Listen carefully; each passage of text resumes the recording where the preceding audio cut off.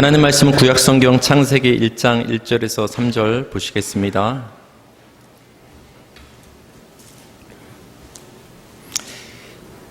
(1절) 제가 읽고 (2절) 여러분 (3절) 합독합시다. 태초에 하나님이 천지를 창조하시니라.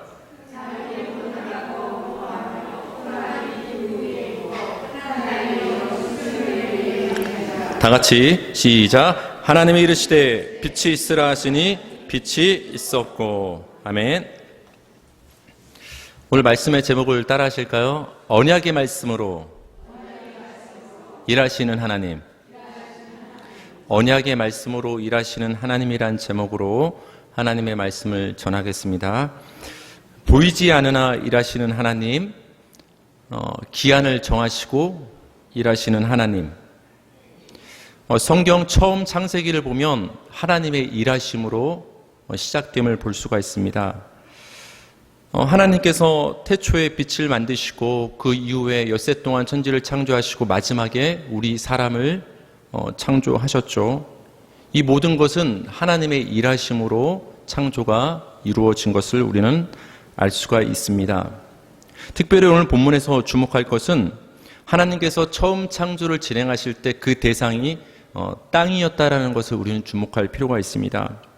여기 땅을 보니까 혼돈하고 공허하며 흑암이 깊은 땅이었다. 이 땅을 향해서 하나님께서 창조의 일을 진행하시니까 수목이 씨 맺는 채소가 모든 것이 이제 자라나고 생겨나는 거예요. 생명이 없던 땅에 하나님께서 창조의 일을 시작하시니까 생명의 땅으로 바뀌는 것이죠. 이렇게 하나님께서는 천지 창조를 하심으로 그 일을 시작을 하셨습니다. 하나님이 혼돈, 공허, 흑암의 땅을 예수님의 말씀과 성령으로 바꾸셨어요. 이것이 창조입니다. 여기 말씀을 보니까 이렇게 나오죠.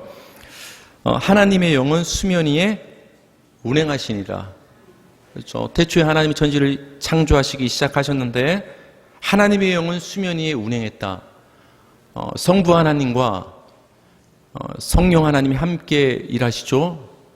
성자 하나님도 있습니다. 보이진 않지만 하나님이 어떻게 창조를 진행하시냐? 하나님이 이르시되, 하나님이 말씀하시되, 말씀하실 때마다 창조되고 생겨나는 거예요. 그 하나님이 이르시고 말씀하시는 것이 바로 성자 예수님이 되는 거예요.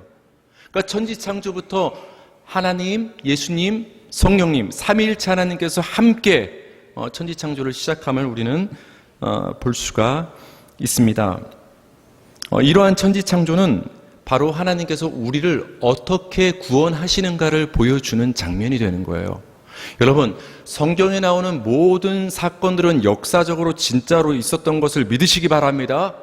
그것을 믿지 않고 부인하고 비유적으로만 생각을 하고 은유적으로만 생각을 하고 영적으로만 이렇게 생각을 하면은 우리 신앙은 무너지는 거예요. 모든 것은 역사적으로 실제로 있었던 거예요. 하나님이 엿새 동안 천지를 창조하셨고 노아 홍수는 있었고 바벨탑은 있었고, 그렇죠? 예수님이 이 땅에 실제로 오셨고 실제로 죽으셨고 부활하셨고 승천하셨고 실제로 이 땅에 다시 오실 것이에요. 역사적으로 있었던 것을 우리는 믿는 거예요. 그 안에서 영적인 의미가 있는 거예요. 역사성을 부인해버리면 영적인 의미도 사라지는 거예요. 마찬가지로 하나님께서 실제로 천지를 그 말씀으로 엿새 동안 창조하셨다는 것을 우리는 믿는 거예요. 근데 이 하나님의 천지 창조는 이 역사적으로 있었던 일을 넘어서 어떤 의미를 갖고 있느냐? 바로 하나님이 우리를 이렇게 구원하신다라는 것을 천지 창조의 과정을 통해서 보여주시는 거예요. 오늘 본문에서 보면 하나님께서 땅을 향해서 창조의 일을 행하시는데 어떤 일을 행하셨죠? 땅이 어떤 상태였죠? 혼돈, 공허, 흑암. 이게 땅이 왜 그럴까요? 혼돈이라는 것은 형상이 없다라는 거예요. 공허는 뭐죠? 비었어요. 생명이 없다라는 거예요. 풀 한 폭이 없다라는 거예요. 흑암, 어둠. 여러분, 공허하고 나무가 없고 식물이 없고 어둡다. 그 생명과 거리가 멀죠. 사망의 땅이라는 거예요. 사망의 땅을 향해서 하나님이 말씀하시니까 생명이 돋아나는 거예요. 그걸 성경에서는 창조라고 하는 거예요. 그러다 보면 여러분 영적으로 혼돈과 공허하며 흑암인 이 사망의 땅은 누굴 가리키는 거예요? 우리 인간 죄인을 가리키는 거예요. 하나님의 형상을 잃어버리고 그 안에 공허하며 생명이 없고 어둠 가운데 거닐던 죄인이었던 우리를 향해서, 이런 흑암의 땅이었던 우리를 향해서 하나님이 이르시되 말씀을 우리 가운데 비춰 주시니까 우리 가운데 예수 생명이 피어나는 거예요.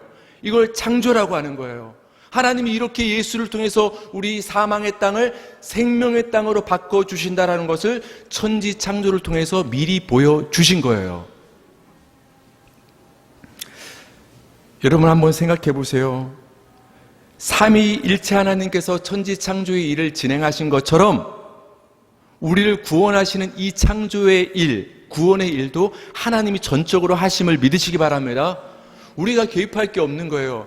하나님이 만드시는 그 과정 중에 어찌 피조물이 창조에 참여할 수 있겠어요? 만들어지고 있는 가운데 그 피조물이 어찌 창조에 참여할 수 있겠어요?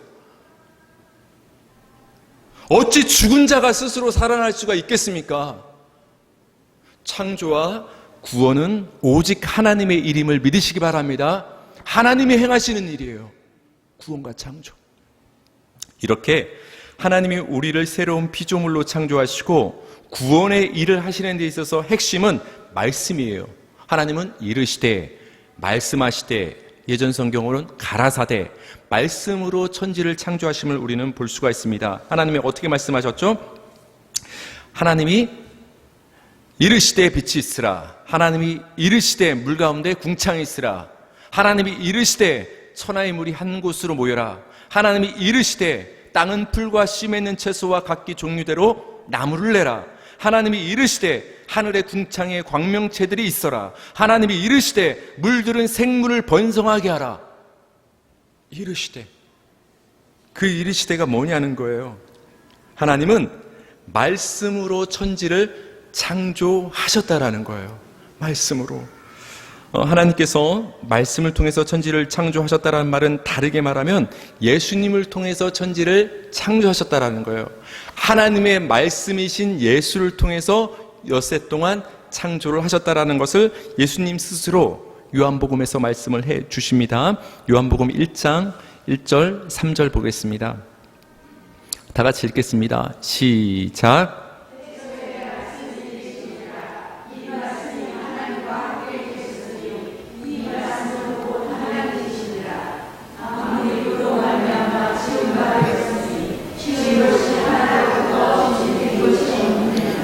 아멘. 태초부터 계셨던 말씀이신 하나님이 누구죠? 성부 하나님과 태초부터 함께 계셨던 말씀이신 하나님이 누구죠?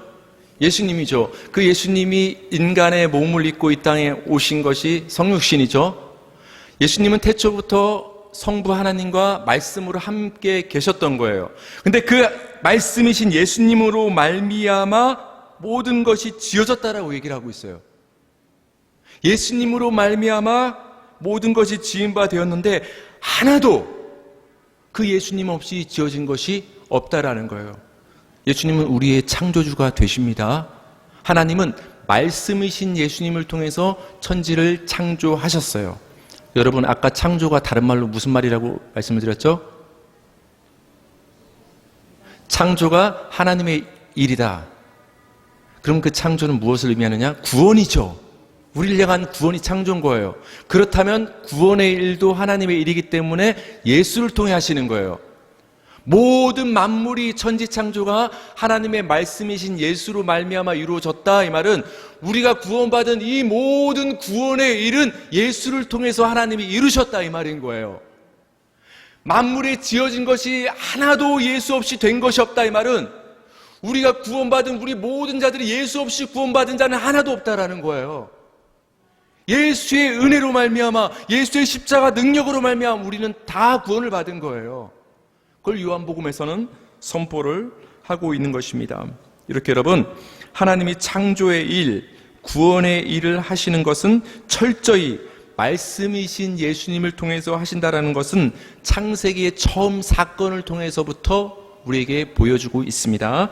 우리 창세기 3장 21절 보시겠습니다. 시작. 여호와 하나님이 아담과 그의 아내를 위하여 가죽옷을 지어 입히시니라. 아멘. 아담과 하와가 따먹지 말라는 선악과를 따먹었죠. 따먹자마자 어떻게 되죠?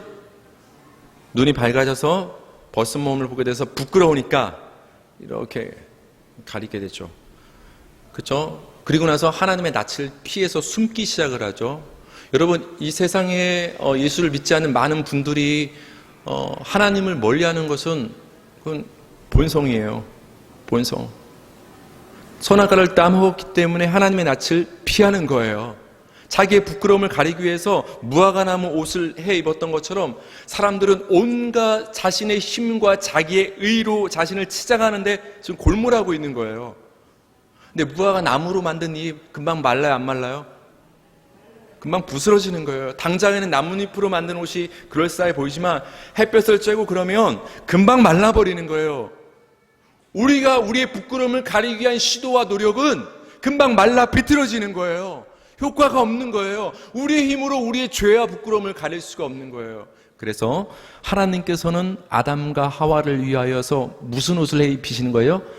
가죽옷을 해 입히니까 이제는 부끄러움이 잘 가려지는 거예요.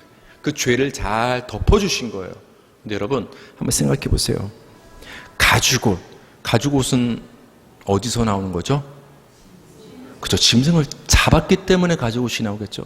한 짐승의 희생이 있었기에 가죽옷이 입혀진 거예요.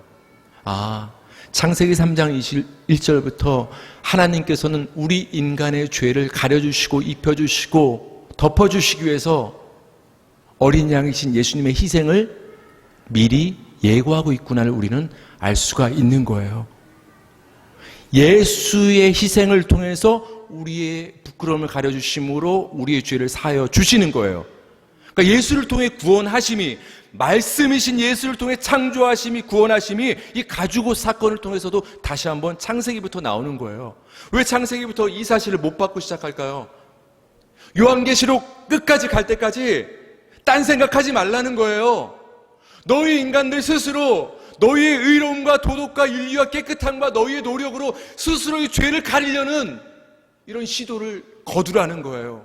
오직 하나님의 말씀이신 예수의 능력으로만, 그 예수의 십자가 피로만 우리의 부끄러움이 가려질 수 있고 우리의 죄가 사함을 받을 수 있다라는 거예요. 왜? 하나님은 그렇게 일을 하시기로 작정을 하셨기 때문이에요. 오직 예수로만 창조하시고 오직 예수로만 구원하시기로 하나님은 이렇게 선택하시고 작정을 하시고 이렇게 일을 진행하시는 거예요.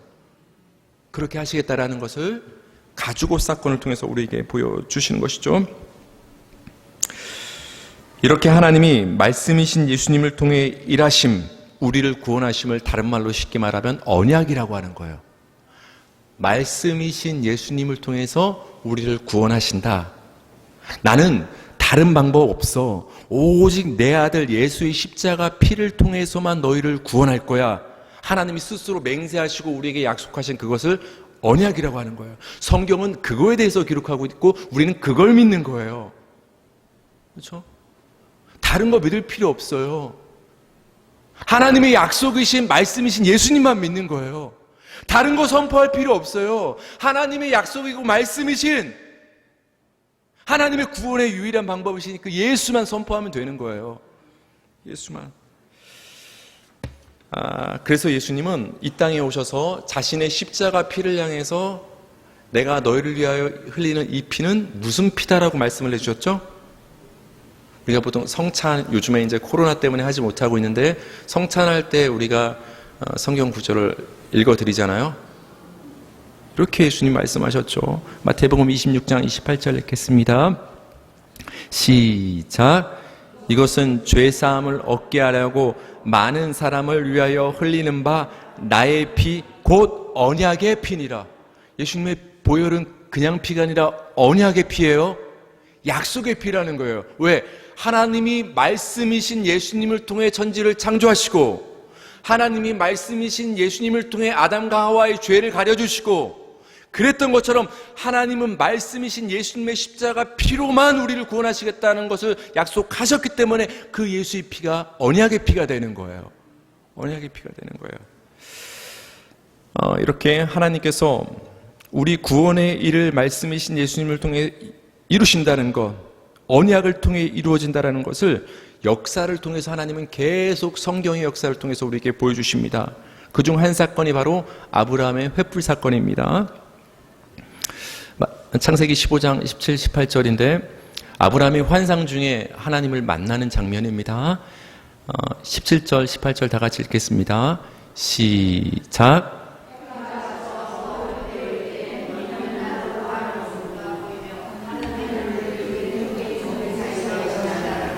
그날에 여호와께서 아브라함과 더불어 언약을 세워 이르시되 내가 이 땅을 애굽 강에서부터 그 큰 유브라데에 내 자손에게 주노니. 아멘. 하나님이 아브라함에게 약속하신 것은 크게 두 가지입니다. 자손을 주겠다, 씨를 주겠다. 하나님은 땅과 씨를 약속해 주셨어요. 이걸 한마디로 말하면 아브라함에게 무슨 복을 약속하신 것이냐면은 생명의 복을 약속한 거예요. 땅은 생명입니다. 젖과 꿀이 흐르는 땅, 생명의 땅. 그리고 씨를 주시겠다, 생명을 잉태케 하시겠다는 약속인 거예요. 하나님이 아브라함에게 이렇게 생명의 약속을 주실 때 어떤 의식을 행하십니다. 이 의식이 뭐냐? 여기 횃불이 등장하는데 횃불은 하나님을 상징합니다. 하나님이 횃불로 지금 나타나신 거예요, 아브라함에게.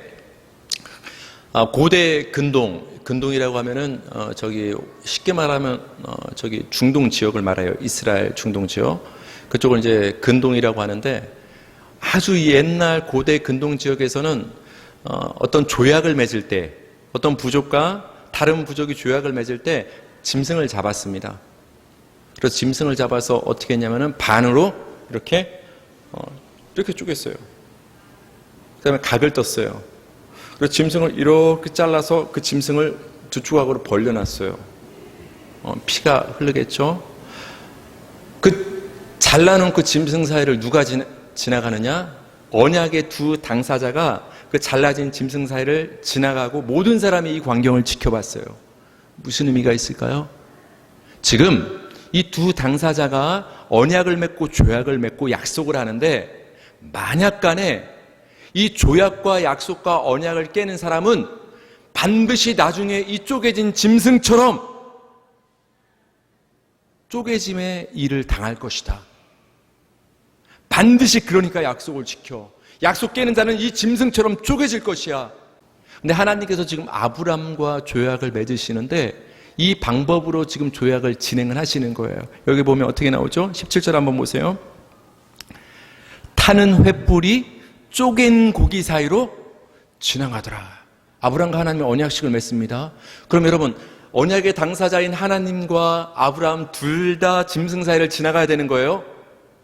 둘이 약속을 하니까. 근데 아브람은 지나가지 않아요. 누구만 지나갑니까 지금? 횃불만 지나가요. 하나님만 지나갔다라는 거예요. 여러분, 왜 아브람은 지나가지 않고 왜 하나님만 지금 쪼갠 고기 사이를 지나갈까요? 약속은 내가 하는 것이고 만약 간에 저 인간이 아브람이 약속을 어기면 그 약속을 어긴 그 죄값을 내가 받겠다라는 하나님의 선포인 거예요. 여러분, 하나님 우리에게 구원의 약속을 주셨는데 하나님이 어겼나요? 우리 인간이 어겼나요? 우리 인간은 늘 하나님을 배반하고 어기는 거예요. 그럼 여러분, 쪼갠 짐승처럼 쪼개지고 죽임을 당해야 되는 심판과 진노를 받아야 되는 것은 누구예요? 우리 자신인 거예요. 우리 자신. 근데 여러분, 우리를 대신해서 누가 쪼개짐을 당하고 피를 흘리시고 심판을 당하셨나요? 십자가에서 예수님이. 왜? 하나님의 횃불만이 지나갔기 때문에 그 훗날 예수님이 이 땅에 오셨을 때 약속을 깨트린 우리가 쪼개진 것이 아니라 구원의 약속을 주신 그 일을 진행하신 말씀이신 예수님이 우리를 대신해서 십자가에서 쪼개지시고 피 흘려 죽으신 거예요. 이 약속을 하나님께서는 아브라함을 통해서 미리 해 주신 거예요. 하나님의 은혜와 생명의 이 복 구원은 아브라함의 어떠함에 달려있는 것이 아니라 하나님의 약속에 달려있는 거구나. 따라합시다. 나의 구원은 나의 어떠함에 있는 것이 아니라 하나님의 약속에 달려있다. 여러분의 어떠함을 붙잡지 말고 하나님의 약속을 붙잡기 바랍니다.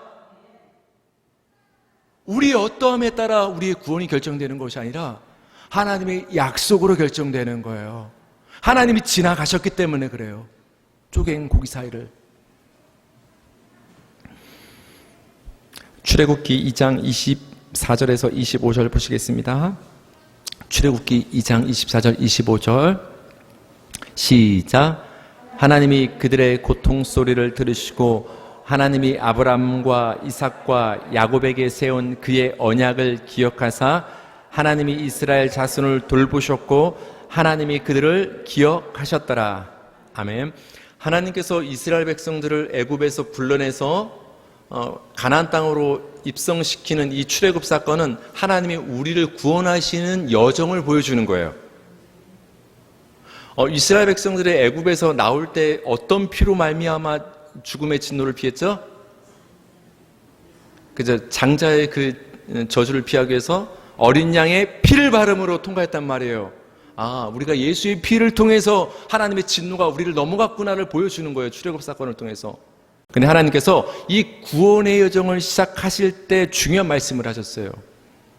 하나님이 아브람과 이삭과 야곱에게 세운 그의 언약을 기억하사. 아브람과 맺었던 언약을 하나님이 기억하사 이스라엘 백성들을 소리를 들으시고 돌보시고 그들을 인도해 내셨다라는 거예요. 이스라엘 백성이 잘해서 그들을 구원해내고 인도해내는 것이 아니라 하나님이 그 전에 스스로 맹세하시고 쪼갠 고기 사이로 지나가시고 하나님 스스로에게 하셨던 그 약속을 하나님이 기억하시사 때가 되매 기한이 참에 이스라엘 백성을 출애굽을 시키기 시작을 하셨다라는 거예요. 이렇게 철저하게 하나님은 하나님의 말씀을 통하여 약속을 통하여 일하시는 하나님이라는 거예요. 창세기부터 시작해서 요한계시록 끝까지는 하나님이 그 아들 예수, 하나님의 말씀, 약속을 통해서만 구원의 일을 진행하신다는 것을 계속 보여주는 것이 성경책이에요. 그래서 여러분께서 성경을 읽으실 때 꼭 힘든 책을 읽지 않아도 돼요. 꼭 신학교 가지 않아도 돼요. 성령님께 간절히 이렇게 기도하시면서 깨닫게 해주세요 하면서 이 말씀이 예수로 우리에게 다가오도록 하나님께 간절히 구하면 이 속에서 예수를 발견하고 하나님의 뜻과 약속을 발견하게 되는 거예요. 하나님은 철저히 말씀이신 예수 그리스도를 통해서 구원의 일을 진행하는데 여러분 이게 얼마나 복된 일이에요. 그래서 이걸 복음이라고 하는 거예요. 딴 게 복음이 아니라 하나님께서 말씀이신 예수님을 통해 우리를 구원하신다. 이게 복음이에요. 우리가 딴 데 가서 복음 딴 소리 하는 게 아니라 하나님은 예수를 통해서 우리를 구원하셔. 그 예수를 믿어야 구원받아. 이게 복음을 전하는 거예요. 하나님이 약속하셨기 때문에 하나님이 이루시는 거예요. 이게 우리에겐 복인 거예요. 만약 여러분이 어떻게 해야 구원을 받는다면 그건 저주인 거예요. 여러분이 어떻게 해서 구원받을 자신 있어요? 약속 지킬 자신 있어요? 저희 첫째 아이가 일전에도 한번 말씀을 드렸지만 강아지를 그렇게 키우고 싶다고 해서 저희가 부부가 계속 이렇게 안 된다고 얘기를 하니까 교회 앞에서 계속 놀다가도 강아지 마을 사람들 개 이름을 다 외우고 있어요. 지나가면 달려가서 99번째 개 봤어 아빠, 100번째 개 봤어. 이거 말은 뭐예요? 아빠 나 강아지 사고 싶어. 계속 저한테 어필하는 거예요. 그래서 약속 같지 않은 약속을 이제 그 첫째 아이와 하게 됐는데 어떤 약속을 했냐면은 아빠 내가 앞으로 1년 동안 유튜브 TV를 보지 않으면 그때는 내가 원하는 강아지를 사줘 이러는 거야. 그래서 약속 아닌 약속을 했어요. 1년 동안 TV를 보지 않으면 강아지를 사주겠다. 둘째 아이는 막 소파에 앉아서 기분 좋게 TV를 막 봅니다. 그럼 첫째 아이는 그 거실 TV 앞에 소파를 지나갈 때마다 이렇게 지나갑니다. 이렇게 보게 되면 자기가 아빠와의 약속을 어겨서 강아지를 못 사게 되니까 지나가면서 흘깃흘깃 보면서 지나가는 거예요. 그러면서 저한테 그러는 거예요. 아빠 나 소파 앞에 TV 앞에 지나갈 때 너무 힘들어. 이렇게 지나가면 TV가 보이는데 안 보려고 하는 거 봤지? 얼마나 사고 싶으면. 지키더라고요 진짜 며칠 동안. 그러더니 이틀 전에 저한테 고해성사를 합니다. 아빠 근데 한 번도 아예 안 보는 건 너무 힘든 것 같아. 하루에 1시간만 보면 안 돼? 그래, 그럼 봐. 그랬어요. 저는 알고 있어요. 이 아이가 몇 달이 지나서 TV를 주구장창 볼 걸 전 예언합니다. 아빠와의 절대로 TV를 1년 동안 보지 않겠다는 약속을 절대 지킬 수 없다는 걸 전 처음부터 알았어요. 그럼 여러분, 만약 1년의 시간이 흘렀어요. 그 사이 아이는 저와 약속을 깨고 TV를 그냥 봐버렸어요. 그럼 제가 그때 가서 아이에게, 손유라, 아빠가 보니까 너 약속을 어겼더구나. TV를 안 보면 강아지 사준다고 했는데 TV를 결국은 봤지? 네가 약속을 깼으니까 강아지는 없어. 제가 이렇게 하는 모진 아빠일까요? 선유라, 네가 약속을 어겼지만 아빠의 피 같은 돈을 흘림으로 너에게 강아지를 선물로 은혜로 줄게라고 할까요? 제가 어떤 아빠일 것 같아요?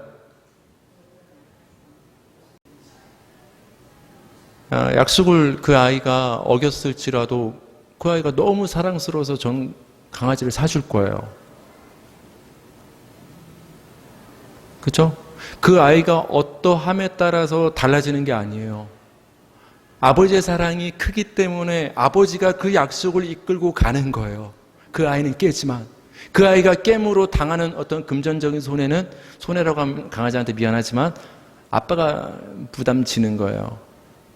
이게 약속이에요. 이게 아버지의 약속이에요.